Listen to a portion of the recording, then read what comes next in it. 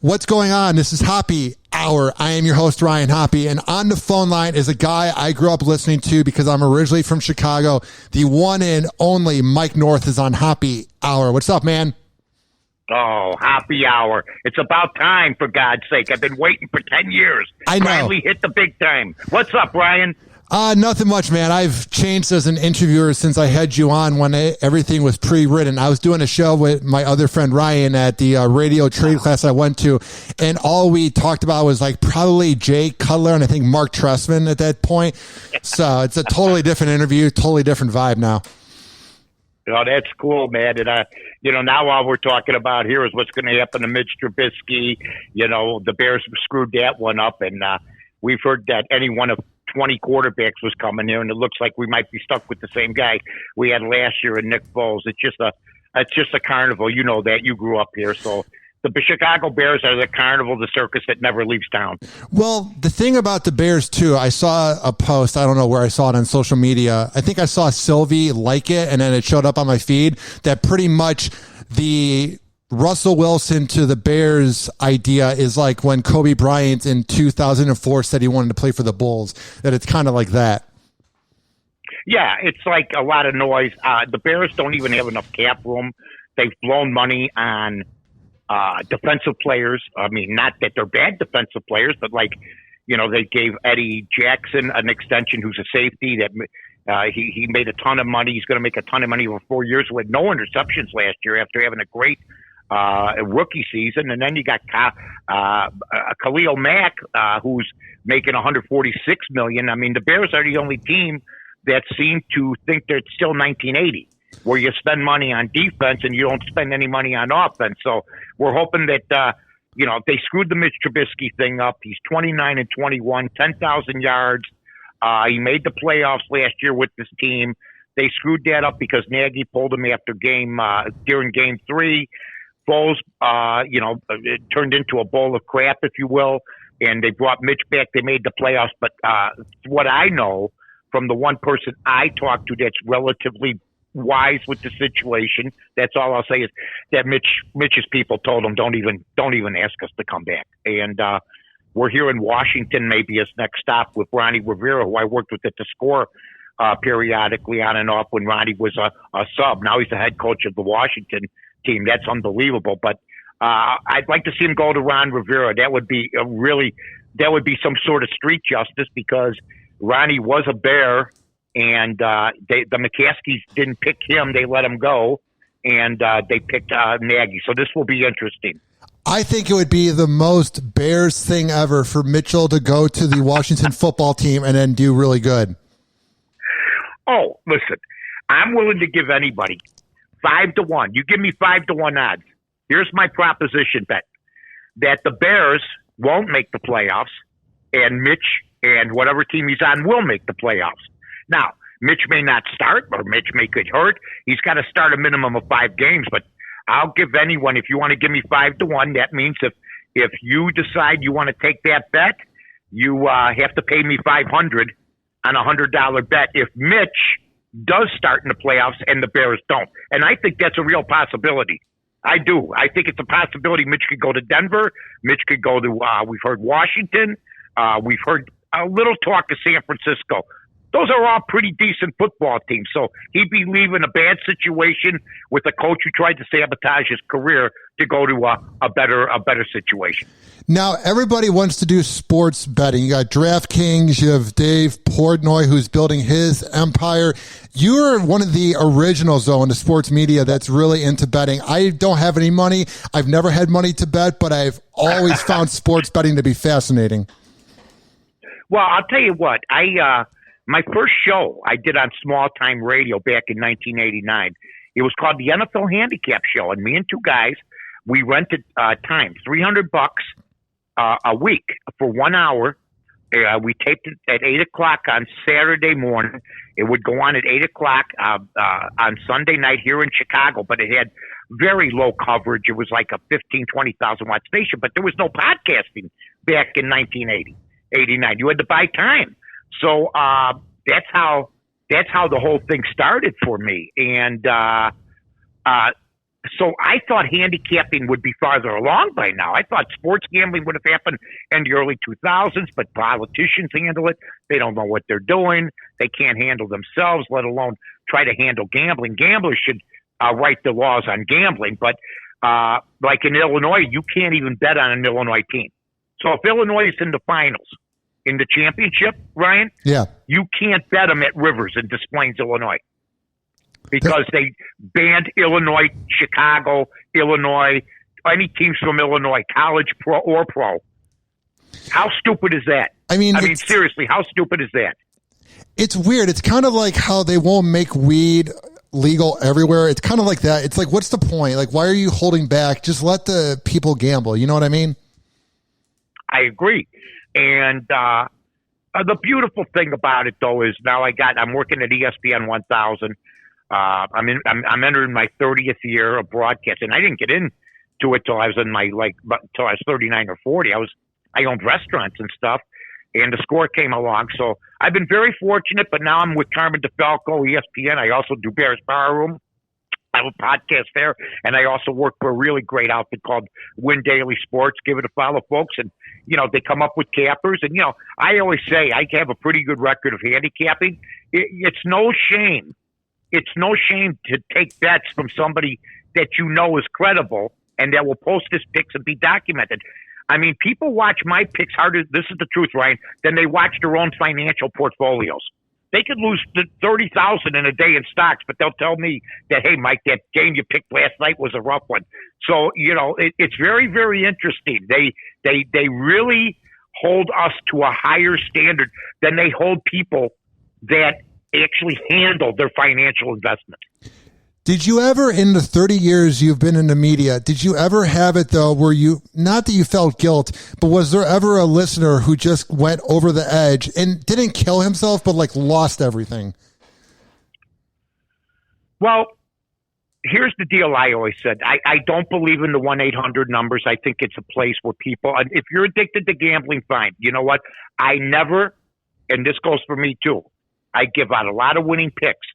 But honest to God, I've never seen a guy crying on the bench, and I went up to him and I said, "What's the matter?" and he said, "I'm a gambler. I'm a gambler." I go, "Well, what happened?" He goes, "I just got a problem." Well, what's your problem? I won $3,000 last night. I've never heard a winner dial a 1-800 number. It's only the losers that got to go to their wives and say, I blew 10 grand, I need this or I need that. You ask anybody that dials those 1-800 numbers, and I have nothing against it. If you feel you need help, fine. But you ask any of them, you ask any of those counselors, how many of them were winners, and they'll tell you none. Because I won this week. I won, I had yesterday Justin Thomas in the, I won 1,800 bucks on $100 bet. He was plus 18 to 1. So the last thing I was going to do is call somebody and say, I have a gambling problem. You know what I'm saying? Yeah, and it's weird, too. Up at WFAN, they have Craig Carden doing the afternoon show, and he's not really talking about gambling, but then, during the break, they're airing, DraftKings commercials. It's very bizarre how you sort of go through the thin line of it, you know? Oh, no, it's here to stay now. And there are going to be people that are going to be hurting. It's a rough racket. I mean, I've been gambling since I was 14 years old. I've been gambling 54 years. So figure it out. I'm 60 yet. I've been gambling. But I lost. I gave 3 envelopes to every one the first 40 years. Then I figured something out. I figured out the 6 checkpoint system that I have. And this year during football season on ESPN, I was 60%. So, yeah, you got shows like the Daily Wager now, and you got gambling shows. Just keep track of these people. Make sure they're winning for you. Make sure they're doing the right things. Before you decide to bet, if you want to bet, make sure maybe watch these shows for a week or two or listen to shows like mine or anybody and keep track of the records. And see, because a lot of these people are BS artists. You know what I'm saying? They're BS artists. Hey, I went 10-1 last night. No, you didn't. No, you didn't. Where'd you go 10-1? You got to find it. It's like anything else, whether it's a lawyer, an accountant, or a handicapper. Find the best one. I noticed the ones that talk the loudest are the ones that you can't trust. The ones that are like overcompensating are the ones you got to watch out for. Sharp. You're sharp. Yeah, absolutely. Hey, everybody, come on. Dial 1-800-222-2222. I can't lose. This is my giant size game of the month. I watched all those guys growing up. Wayne Root, Stu Finder, all good guys. I watched them. Sometimes they won, sometimes they lost like anybody else. But when they used to, I mean, it's very rare. I'm 39-4 in my last 43 games. No, you're not.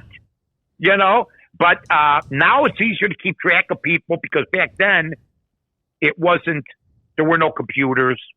There were no ways to keep track. Me, I go on the air and say what I did.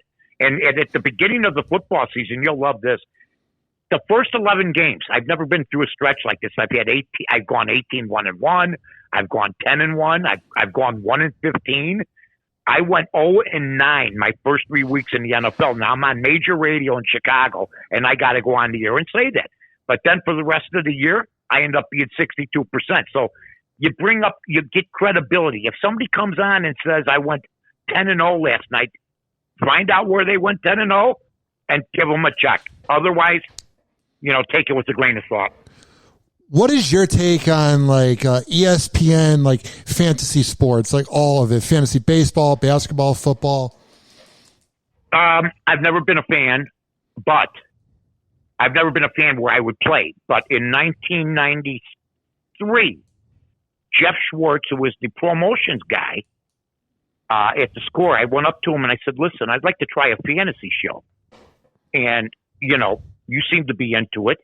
And it's relatively new. I think it's going to be big. He goes, well, let's go talk to Ron Gleason, program director. I'm sure you've had discussions with program directors before. Yes. And, you're trying.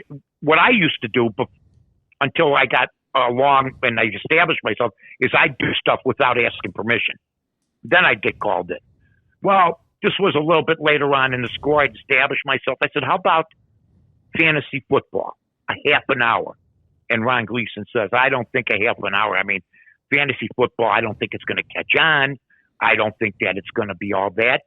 But a long story short, I was the first guy in Chicago to do a half hour fantasy football segment, 2:30 every single Friday. And it turned out really, really good. But I mean, it was minuscule compared to what it is now. I'm more of a bettor. I'm more of a guy that bets the games. But I will play some prop bets on Win Daily once in a while. Who's going to have the most points tonight?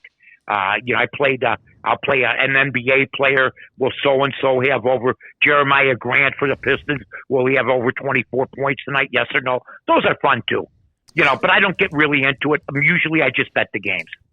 Now, talking about the 90s, I feel like if you're a radio geek or you're a person that works in radio, when you think of radio from there, you think of WLS back in the day, you think of The Loop, think of B96, think of WGCI, but I feel like the impact that 670 had on radio kind of goes overlooked at times because I mean, like, that was a household name. It is now, but I mean, growing up, like, you guys were the kings of that town.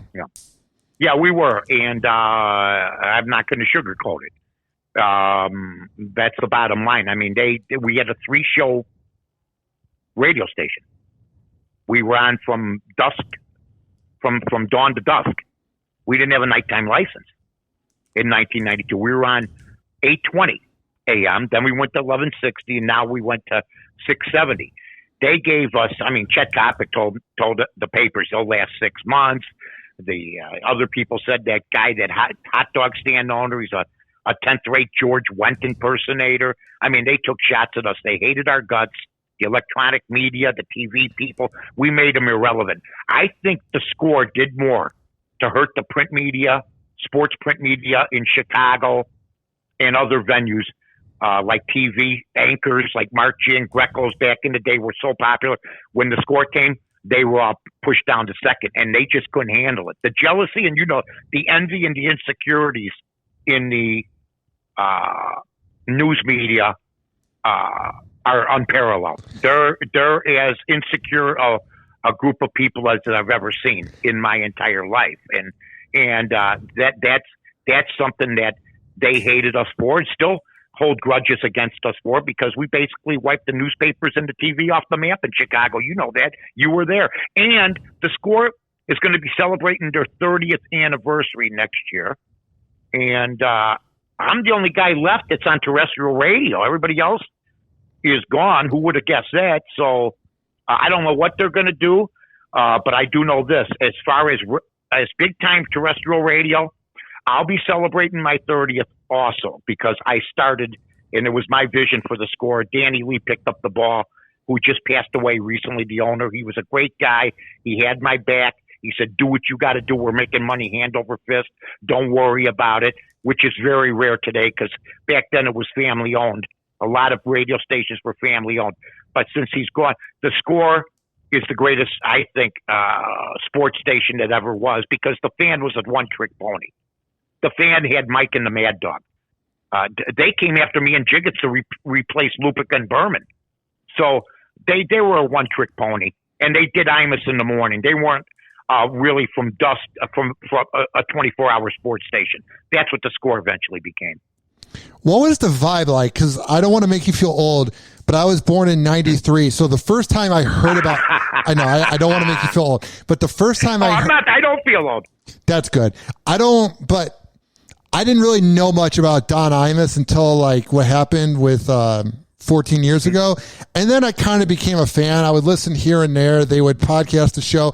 I liked that old type of radio, so I dug it. But like in his prime, from like whenever his prime was, because you'll listen to clips with Opie and Anthony or Howard, and then they make Don Imus seem like he was a nobody, but he made a lot of money and had a ranch and was a household name. In his prime, how impactful was Don Imus to radio? Oh, Don Imus was, I wasn't a big fan, but here's what happened. When he got into trouble, they flew me in.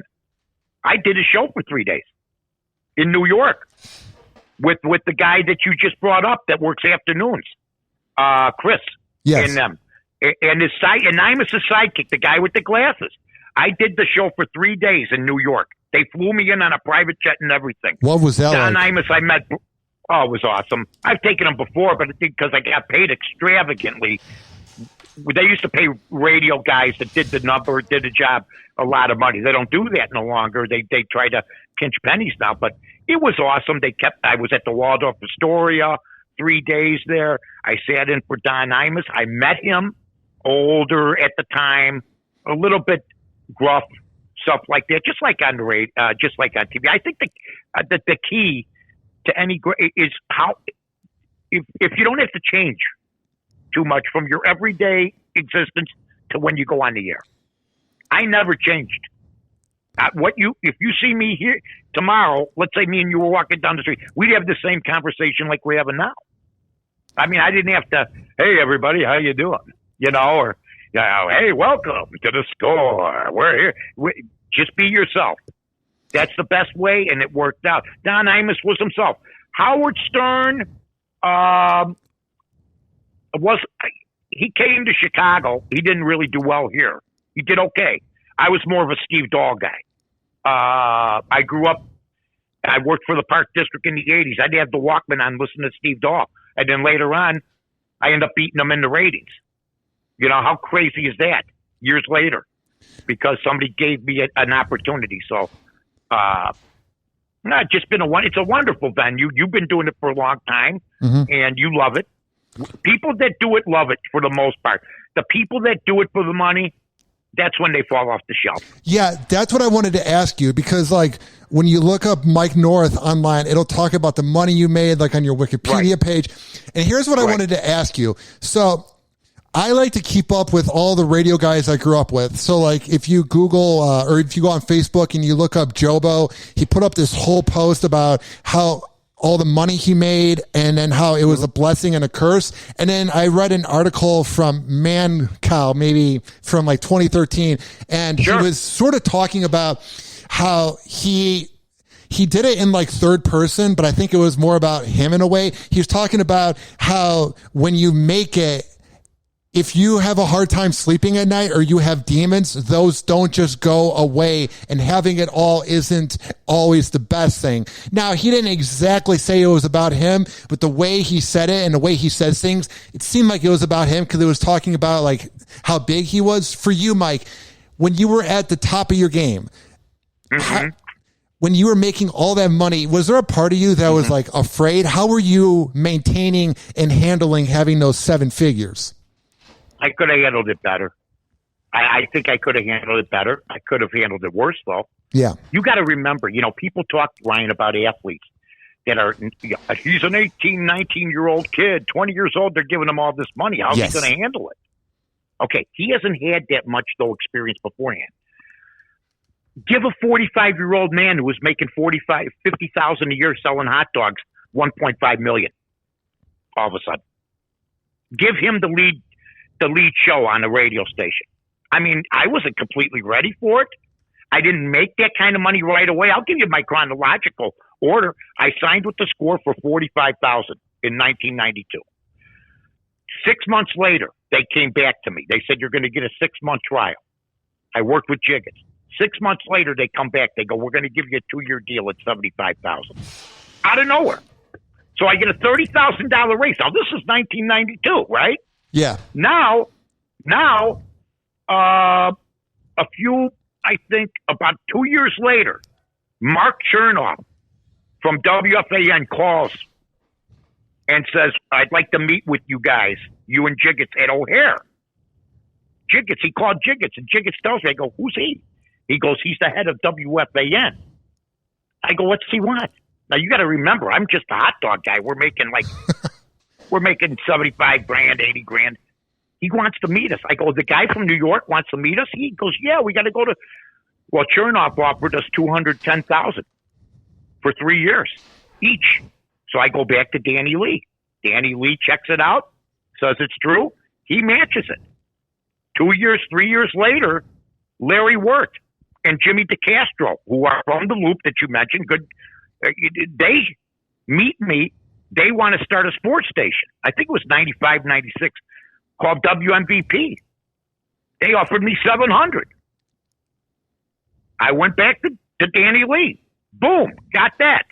And then a few years later, I fly to Washington, Potomac. When Howard Stern quit and Brandmeier quit the same day, then I had a gut feeling. This is the honest to God truth. I'd never had an agent, Ryan. I told my wife, I'm going to find out where Dan Mason's office is. She goes, who's Dan Mason? I go, he's the president of Westinghouse. I think it was, or CBS at the time. I forget which company, because the Score started getting sold. Oh, it was CBS because Stern had just left in Brandmeier. I fly into Potomac, Maryland.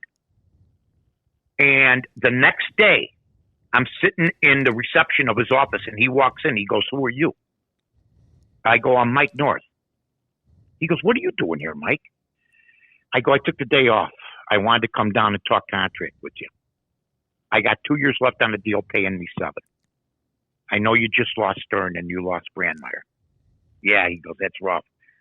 I'm willing to stay. I'm willing to work over under the old deal for $7 for 2 years. But then I want a 5-year extension. He goes, how much you want? He says, I said, I had talked to other agents. They said the most I'd get is $1 million. I said 1.5. He looks at me. He says, that's doable. I signed a 5-year deal that afternoon, and I flew home. So is it all about the way you walk into the room and present yourself, and you walk in knowing that you're the best in the room in your own mind? You go over it the night before. I'm at the Embassy Suites, which was in Virginia, right outside of Potomac, somewhere around there. And I had to drive a little bit. And I said, I took a cab, but I said, I'm going through it. And I had no hesitation. I was sure of myself. I knew that I was worth it. And I went and got it. And, then the envy comes in, the jealousy, not only from other people outside of outside of your station, but at the station, So you have to put up with a little bit of that. But on the whole, it's the most unbelievable I think it would never happen today because I'm a high school dropout to begin with. They would never even talk to me. I mean, they've changed radio. So was Steve Dahl. He was a high school dropout. Stern was off old school. Mancow. Anthony. I mean, I know Eric. Opie and Anthony, and yeah. I'll give you one. Yeah, Opie and Anthony. I'm friends with them. Look, I'll tell you this. The one thing that's the pressure, you're never going to make that money all for the rest of your life. I always knew because I was older, I will fall. I will go up and I will go down like everybody else does. I just want to tread water, But then after I left the score, I was like in limbo for a couple of years until I got with Fox Sports Radio. But I paid me so much money back then, Ryan, that, I made investments and everything else. I mean, I'm set up because of the money they paid me back in the 90s. But I've been paid well since. I get paid well by ESPN, but nothing like that. And they'll never. I'm the highest paid local sports talk host in the history of the game. I made more than Chris Russo. I made more than Chris Russo at the time. So I'm proud of it, but it is an albatross around your neck. And I had some issues, and I had some problems too. Money, and drinking and hanging out and partying and being the toast of the town. It's got its good things and it's got its bad things, just like anything else. So you're a fascinating guy in the way that whenever you're in a Robert Feeder article or whatnot, you're sort of like Mancow or Eddie and Jobo in the way where 50% of the people either love you or hate you. So you're this outspoken guy. You've had TV shows, radio shows. Who is the real Mike North? Because you've said outspoken things on air. You've been, I don't want to say a loudmouth, but you've been so outspoken. That's fine. Who is the real Mike North for everybody that doesn't know you? You know what I mean? Well, now I see the real Mike North. I've been sober for 14 years. I'm not going to say, but I'm not one of those guys that I didn't go to meetings and all that crap. I just quit on my own. But I've always been a good guy. I'm a loyal guy. I'm a guy that will help somebody out. But I guess right now, after being sober 14 years, I'm and not working the everyday grind like I used to. I'm a good family guy now. We just got a new puppy, me and my wife. BB and I have been together married 43 years. We've known each other 46 years. We have a great marriage now. And it wasn't, when you're rolling, when you're married 43 years, boy, has it been a great marriage? Yeah, but there's some bumpy roads. There's some bumpy roads because you've been married 43 years. You're going to experience everything. So we've known each other 46 years total. I met her at a grocery store. She was from the neighboring parish. So really now I'm a recluse for the most part. I do most of my stuff from home now. You don't have to go to the studio anymore, which has been great. I'm older. The quarantine thing has been perfect for me because I did everything that you can do. I mean, I partied with Robert Plant from Led Zeppelin, and I partied with Frank Sinatra. Who can say that, as far as a regular guy from Chicago? So I've done it all. I've known them all. I've played ball with Michael Jordan. I've hung out with them. I've known Dennis Farina was a good friend of mine, Hollywood stars. But also, I never lost touch with the regular Joe. I'm always going to be the regular guy that grew up on Broadway and Thorndale in Chicago, just a few blocks away from where Bobby Heenan, the wrestling manager, grew up.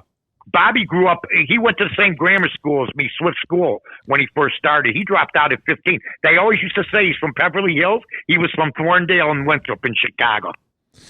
That's what really hit home for me about Chicago radio, that I always dug about you, Eddie and Jobo, Brandmeier, Dahl, Mancow, was that you guys, and just the other well-paid shows, you guys never really talked about your wealth. Everybody knew you guys had mansions. Everybody knew you guys were making bank because Robert Feeder would report it. But the thing with Chicago radio that makes it the best market when it was in its prime was you guys worked so hard to relate to the everyday average Joe, the people that were plowing snow, the people that were working hard, me that was on my school bus negative Sure. 20 and it's freezing out and my hands are frozen. And a lot of other markets in radio don't really do that. They talk about their mansions, they talk about all their things. But the thing that was and is so special about Chicago radio is, you know, that like Mark Giangreco's making bank, but you're watching him on TV and you feel like you know him. That's what I will always love about Chicago media is while you're watching, there's this magic that causes you to forget that you guys are all millionaires. Yeah, look. I was really left for dead. They told me I'd never make anything of myself. I mean, I dropped out of high school at 15 years old, went to the beach. I mean, I had a devil may care it. Then I met my wife. We opened up some restaurants. She was the driving force. She's been my driving force. But we never talked about that stuff. And here's another thing I never talked about. I'd go out 3 nights a week downtown, Rush Street or the neighborhood, drink, get home at 2 a.m, get up, go to work. I never took a day off. But I never talk, and I hear other. I don't know if you. Hopefully, you don't do this. I don't think so. But I hear a lot of radio guys back in the day. Oh, my hungover. Oh, I'm tired. I never did that shit. No truck driver wants to hear. No truck driver wants, or some guy busting his tail 12 wants to hear about a radio guy making a lot of money who's hungover from last night. I hate hearing about the money. I find nothing more repulsive in radio, Mike, than hearing, oh, I got this new mansion, I got this new hot tub, and then you're living in your small apartment. You know, like that's what I always loved about you. You never did that. Well, you know what's funny is the stuff that you told me about, the regular Joe stuff, I did. Yeah. I mean, I worked for the city of Chicago. I worked for the water department. I worked for the park district. I worked for the streets and sand. I had a 12-year career, 15 years. Then I had hot dog stands. I met in factory areas. So when I was 39 and went and tried out for this job and beat out 300 other kids, 300 other guys, they were looking for one more guy. They were looking for a street guy. Well, I think my experience being in Chicago, being older, helped me get it. They showed no prejudice towards age, which they do now in some shops, or anything else. But I did all that stuff, right? I worked my ass off for a living. I had a paper route when I was 12 years old. So I worked at grocery stores. I mean, I did anything I could. So when the guys listened to me, they liked hearing every so often. Last night, Doug Buffone came over to Pappy Land. They used to like to hear that stuff, but they knew that they were listening to it. I mean, there were guys working for the park listening to me on the radio that I worked with. Yeah, the year before or 2 years before. So that was cool. I think the thing too is that you were authentic, because I went to a radio trade class and every single month there'd be a new batch of people between the ages of 19 to 52 that wanted to go into sports radio. And I wanted to, I don't know what I wanted to do, but then I worked for Rover in Cleveland, got fired, and I moved to Tampa. But what I'm saying is all these people that don't have jobs, I would say 95% of them, all of them were like your typical sports guy you would see on Sports Center, and all the other ones that are working in major markets, that because there's like maybe 7 classmates out of the whole year 2013 2014 that have jobs. Every single one of them were guys like you or guys like Terry Boers, where they were more authentic and they were themselves. And I feel like the key to any type of medium, comedy, sports media, radio, TV, is you got to just talk like yourselves. You can't be a script reader, you know? I'll give you one. We go on to score the first week. Yes.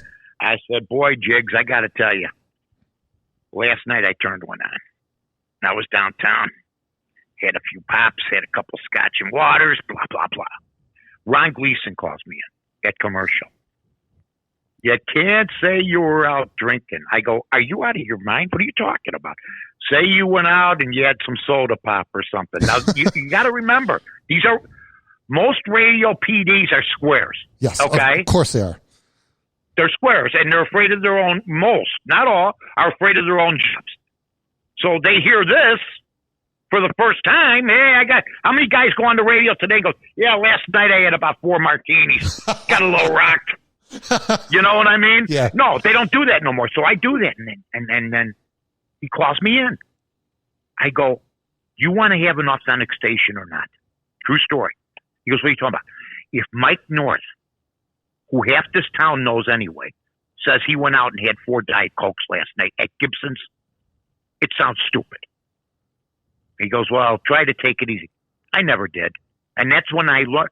I always got called in. I never asked permission, like I told you earlier. And if you did ask permission, they'd always say no. Okay? So you just play dumb. I didn't know. I didn't know I couldn't say this, or I didn't know. I mean, I thought of jagbag. If your listeners out there look up in the Urban Dictionary jagbag, or if you look it up on your computer, yes, they'll tell you who invented the name. Me. It says Mike North, Midwestern talk show host, invented jagbag. You know why? So anyway, this is 1993 now, a year later. I go to some caller. You're nothing but a jag. Can I say it? Yes. Or no? Yeah. You're nothing but a jag off. And the guy goes, why am I? I go, we were arguing. I go, because you're acting like one. Boom. Commercial. Get in here.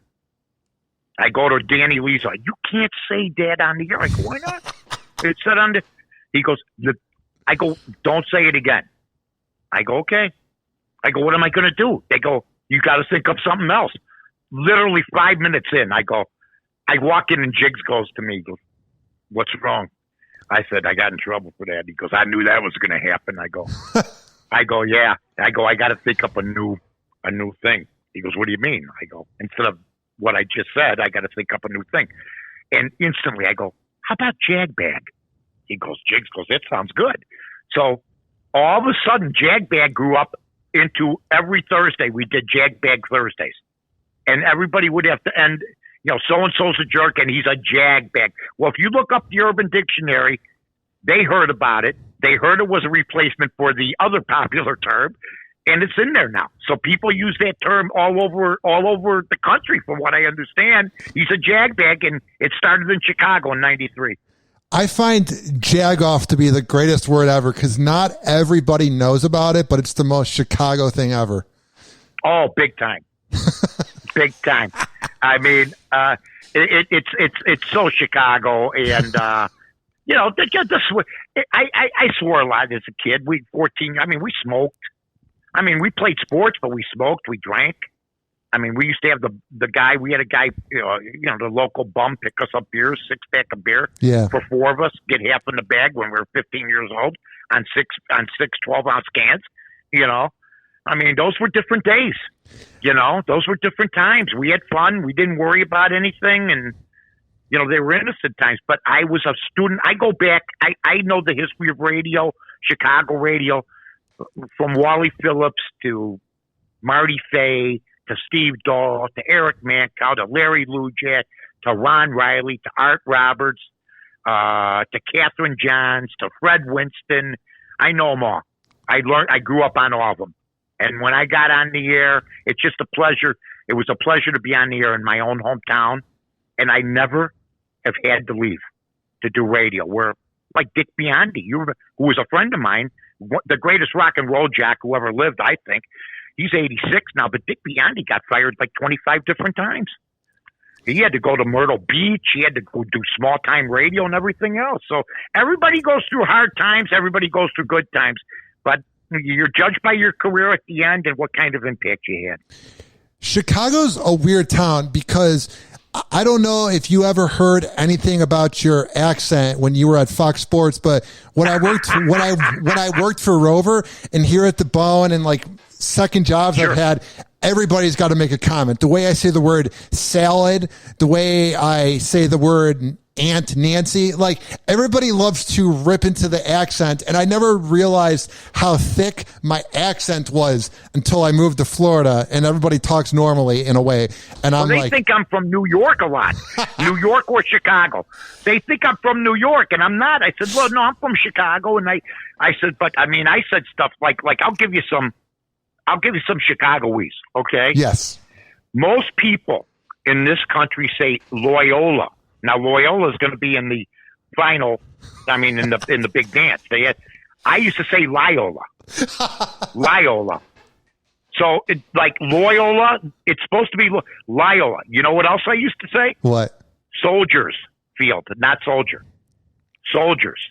Chicagoans, a lot of them say Soldiers Field because it never made sense. I know you're supposed to say soldier, but it's named after the men and women of the armed forces. So why would it be Soldier Field? It should be Soldiers Field. And I used to argue with Chiggs about that. But yeah, those two and the way you say with and birthday, BIRF, happy birthday, stuff like that, you know. It's all good stuff. And George Wendt and those guys did it perfectly.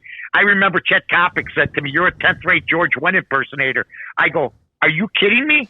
I was around longer before George Wendt. He stole that act from me." You know what I mean?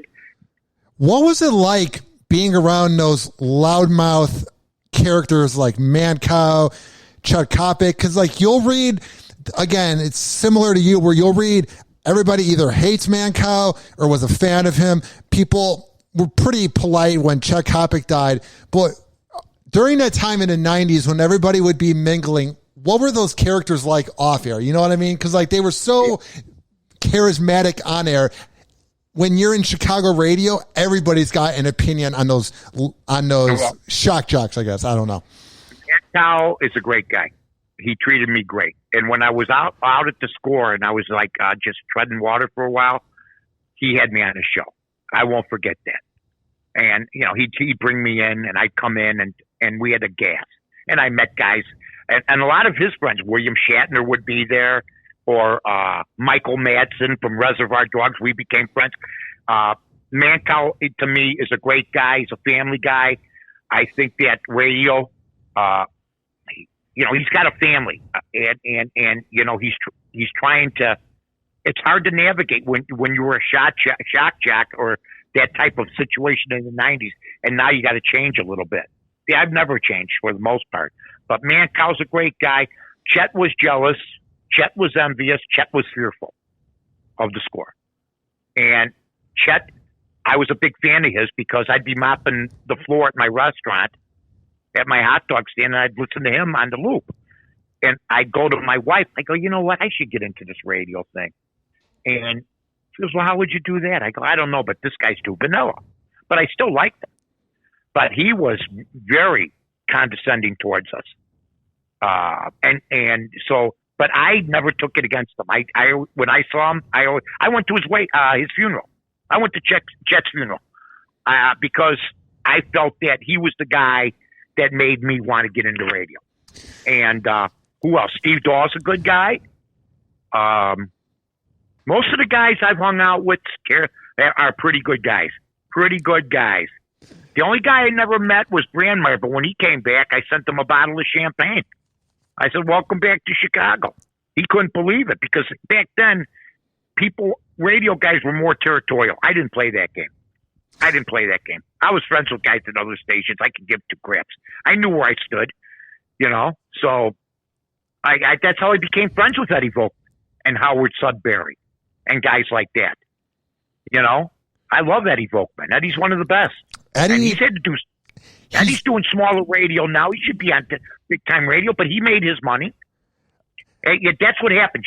You make your money for as long as you can, and then you got it. Then radio management changes. I worked for Danny Lee, and then all of a sudden he sold the place, and then we had 2 or 3 different owners in the next 12 years I was there. Eddie and Jobo are a fascinating show because there's virtually nothing online about them. There's a few clips on YouTube, a few air checks, and there would be kind of jokes about them on the WGN Morning News. But man, growing up, dude, like people forget how big of a deal Eddie and Jobo were at B96. I think that the 90s and 80s will never be matched again. Oh, of course not. Never. It will never be matched again. I don't care if you're talking the Loop in 1980, if you're talking WLS from the 60s and 70s, if you're talking, I mean, what they've done to WLS is just horrid. But it really is. I mean, but really, if you're talking about the guys that are on the air today, compared to Jiggets and North, McNeil and Boris, Mancow, Stern was on at the time, Dahl, Lou Jack, Brandmeier. Come on. I don't listen to much radio anymore, sports radio, as it is. But I don't listen to much Chicago radio anymore because it's just not as good as it used to be. If you want to play, list the personalities in the 80s and 90s and list today's personalities. A lot of the personalities today, I'll just go to sports radio route. Some of the guys that are on, and there's like 2-3 sports stations in Chicago. A few of the guys that are on today couldn't have worked weekends at the Score back in the 90s, and they're on every day. Yeah, I think the one, and I have a slight bias because I've been friends with him for like 9 years, but Fred from Kiss FM, to me, is like the way he came in from the South. To me, that's like your typical Chicago radio because he cares about the city and he puts in enough talk time to music time for it to be a talk show. But man, bro, whenever I come back to Chicago and like I'm going through the radio, it's all either voice tracked from a different market or it's just 7 seconds of talking time. It is not what it was. I think one of the major things in Chicago radio from when I was born in 1993, I think the time when Chicago radio completely changed was when WCKG went off air and then when Eddie and Jobo left B96. To me, that was kind of when it went from being like fun radio to like maybe the 2008, 2009 time was like when Johnny B went off 97.9 the last time. To me, that was like when radio just went off, in Chicago. Yeah, I mean, I think that the deal is, I think radio started getting hurt in the 60s, 70s, 80s. When WLS switched from the greatest rock station to the format they're in now, that was the worst. You had the number one rock and roll station in the country, okay, in the 60s and 70s. So that hurt. But you're right. I think attitudes. Look. I'm still working in the woke culture, the PC culture. Yeah. Okay. And it a lot of people are gone, and I've managed to hang on as far as not changing my act. I remember a guy telling me, "You're going to have to change your act." What I did is I reinvented myself. There's a difference. I was doing regular talk, but now I got handicapping, wagering talk, which I mix in with my talk, but I don't, it's not as rough. I'm more rough on Twitter. What you read on me with Twitter, believe me, folks, what you see on me on Twitter, I said in the 90s. And if you couldn't say some of the stuff I say on Twitter, now you can't. You can't. You know whose account is the most fascinating Twitter account I've ever read? Because he doesn't 70? give enough. Bruce Wolf, dude. That guy tweets whatever is on his mind at any time. It's fascinating. Yeah. I read a lot of people. You read some disgruntled people, some happy people, some sad people, some simple people. I think the Super 70s guy is the best guy on Twitter. Oh, yeah, totally. That guy's hilarious. Are you familiar with him? Believe it or not, I actually had him at 1025. He's a good guest, I heard. Yeah, he was on the Mike O radio show, a show that I produced at 1025 The Bone. Bro, he was the coolest dude ever.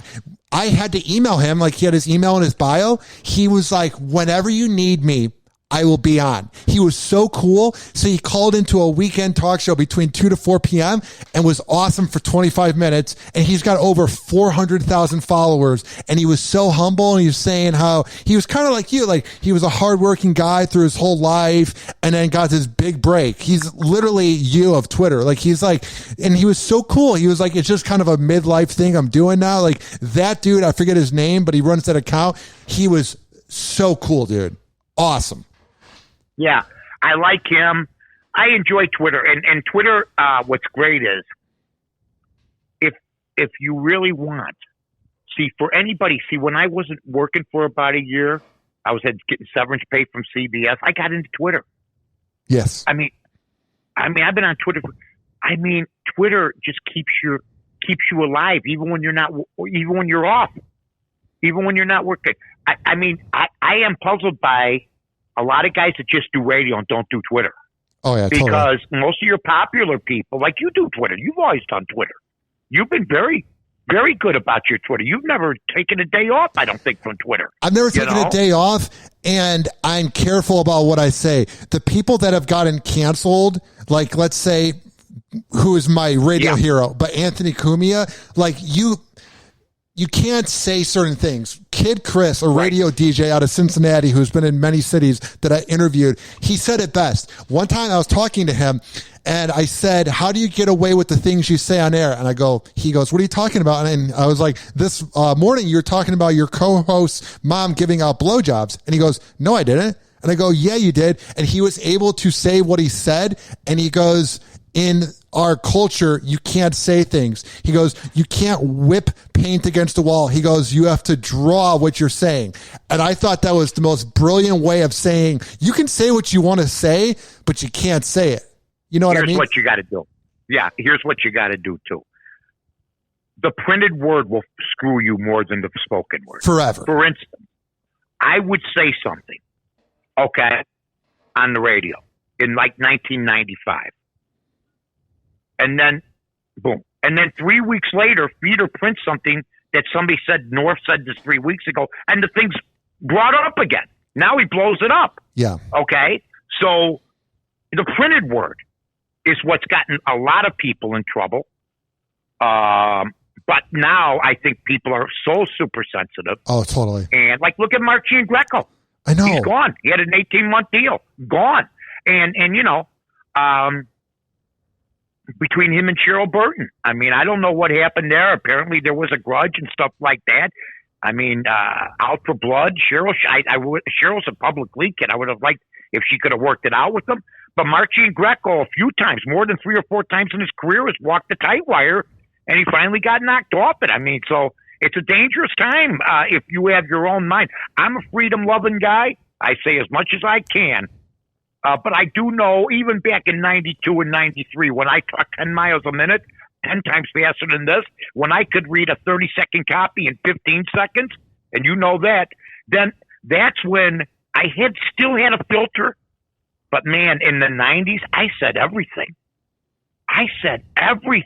But, see, when you're with Dan Jiggets and you're with a black man, okay, and a prominent guy and a great guy, and you're a team, you can approach different topics depending on if you have 2 white guys, I think you're in more danger, honest to God. And I'm not an identity politics guy, but if you have 2 white guys, you got to be awfully careful now, because even these other shows, like Imus knew to bring in some diversity. Stern always has had diversity. I had diversity. You know what I'm saying, with Jiggs? And Jiggs had diversity with me. So I think, you know, and I was friends with Jesse Jackson and other people, you know. So, I mean, I got away with a lot compared to a lot of other people. But it helped me that I was from Chicago. I was a native son.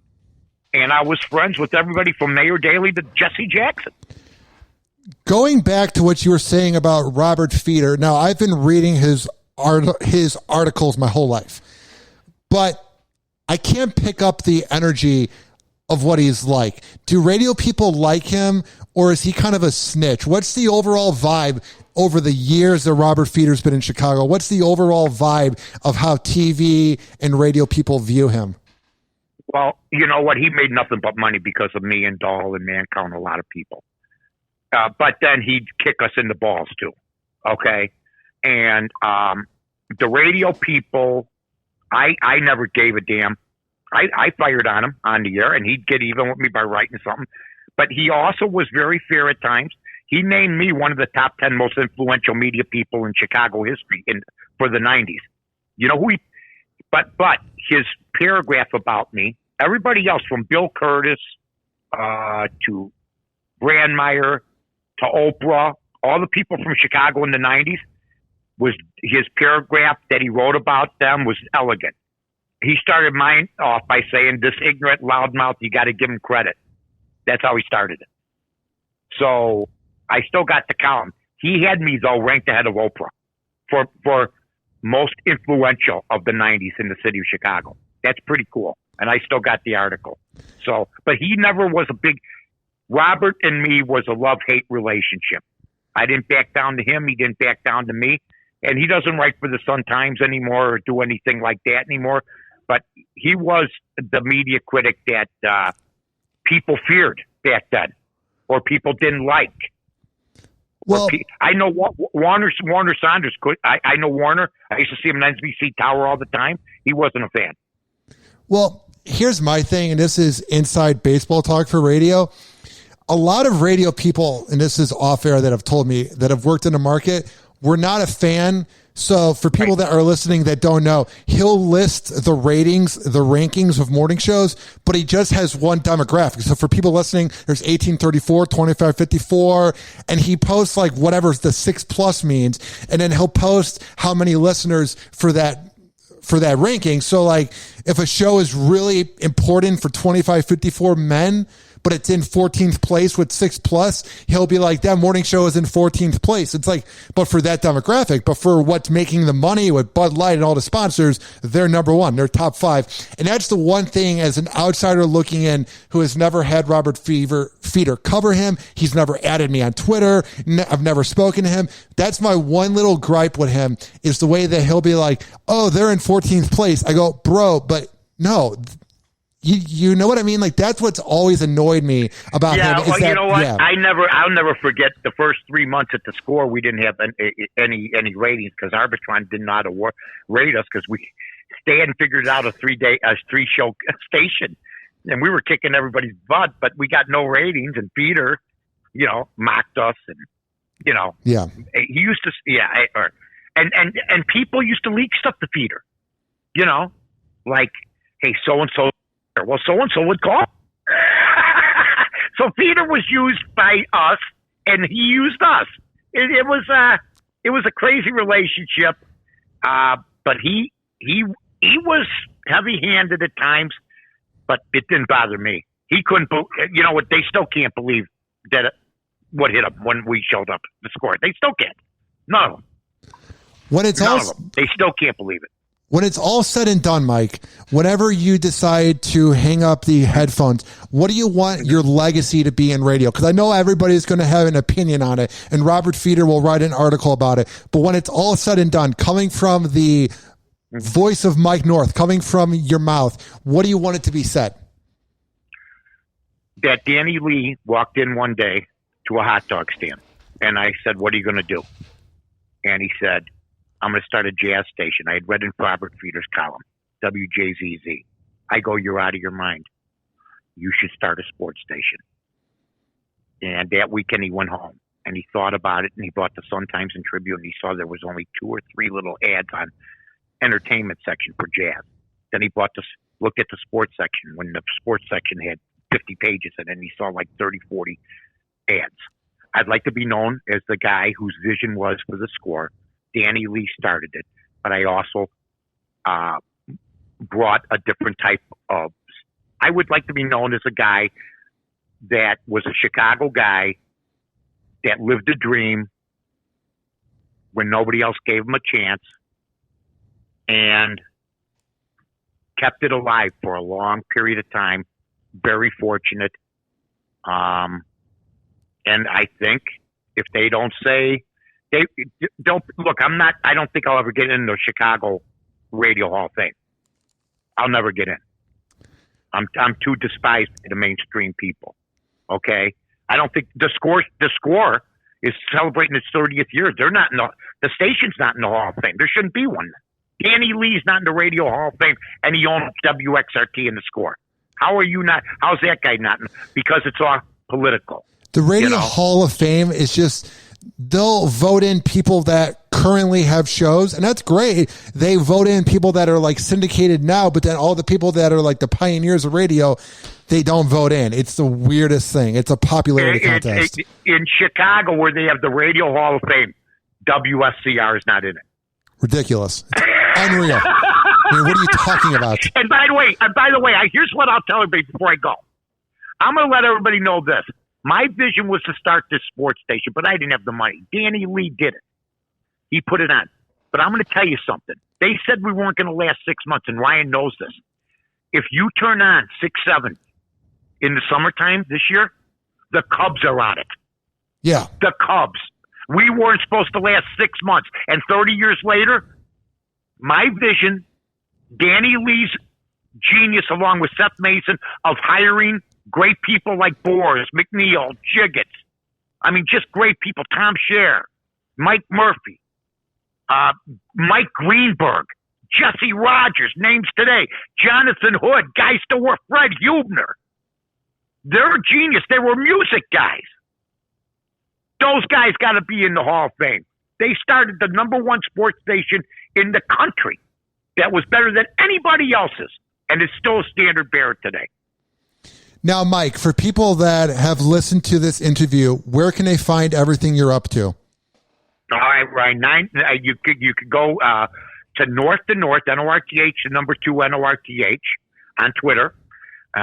Please follow me. Then you got Win Daily Sports. I handicap for them every night. I'll give everybody a game tonight. I took a goal and a half. I took the Blackhawks playing tonight, but you got to pay like $200 to win 100. So be careful. Go light if you want.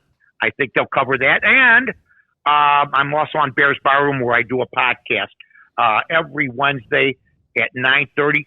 ESPN 1000, Friday nights at 7, Saturday mornings at 8. Well, Mike, it's been an honor having you on the show. Growing up as a kid, I would listen to you and the various other shows in the market. And if you would have told me 20, 25 years ago that I would be interviewing you on my podcast, it would have been a fascinating idea, man. It's been a lot of fun having you on. It's been a gas, man. I had a good time. You're a Chicago guy. I don't care where you live, kid. I went to a wedding at Key Largo last year. A little warm for me. I had to fly back. Hey, I love you, brother. Thanks. Awesome. Thank you, Mike. All right. All right, bye.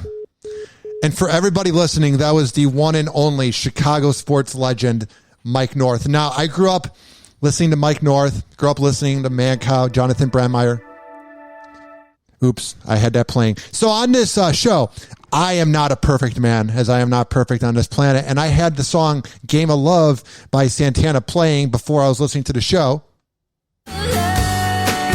So that's why that was playing. But I have a show that's a similar format to the 1990s and 2000s radio. I grew up listening to Mancow, Brandmeier, Mike North, Eddie and Jobo. So check out my show. I say in the beginning of it that I record for the hardworking average Joe and Jane that grind in life. So go to every single major platform that has a podcast. Spotify, TuneIn, Spreaker, Apple Music, Amazon Music, Audible, and search up Hoppe Radio, HOPPE Radio. Tweet at me at Ryan Hoppe Radio. And you can go to my website for all the info, ryanhopperadio.com.